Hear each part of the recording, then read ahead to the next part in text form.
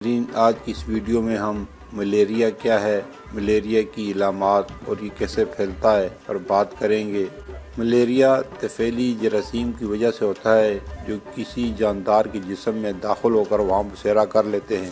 Malaria کیسے ہوتا ہے؟ ملیریا کے جراثیم ایک خاص قسم کی مادہ مچھر کے کاٹنے سے خون میں داخل ہوتے ہیں۔ ملیریا کے جراثیم خون کے ذریعے جگر کے خلیوں میں داخل ہو جاتے ہیں جہاں ان کی تعداد بڑھتی ہے۔ جب جگر کے خلیے پھٹتے ہیں تو ملیریا کے جراثیم خون کے سرخ خلیوں میں داخل ہو جاتے ہیں، یہاں ان کی تعداد بڑھتی جاتی ہے۔ جب ملیریا کے جراثیم خون کے سرخ خلیوں میں داخل ہوتے ہیں تو یہ خلیے پھٹ جاتے ہیں۔ جب خون کے سرخ خلیے پھٹتے ہیں تو ملیریا کے جراثیم دوسرے سرخ خلیوں میں داخل ہو جاتے ہیں۔ یہ سلسلہ جاری رہتا ہے۔ عموماً جب بھی خون کے سرخ خلیے پھٹتے ہیں ملیریا کی علامات ظاہر ہوتی ہیں۔ انسانوں میں ملیریا ان مچھروں سے منتقل ہوتا ہے جن میں ملیریا کے جراثیم ہوتے ہیں۔ اسی طرح جب ایک مچھر کسی ایسے انسان کو کاٹتا ہے جس میں ملیریا کے جراثیم ہیں تو جراثیم اس میں داخل ہو جاتے ہیں۔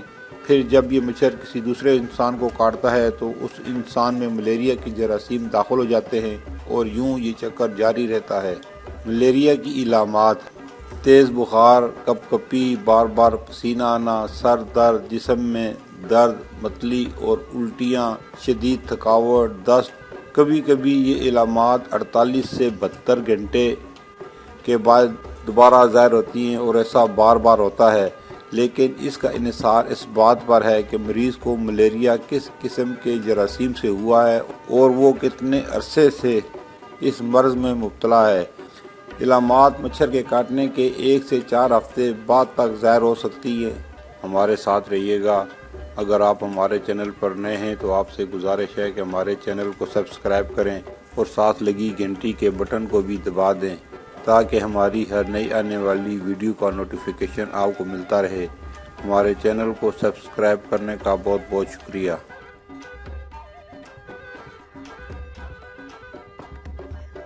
آپ ملیریا سے کیسے بچ سکتے ہیں؟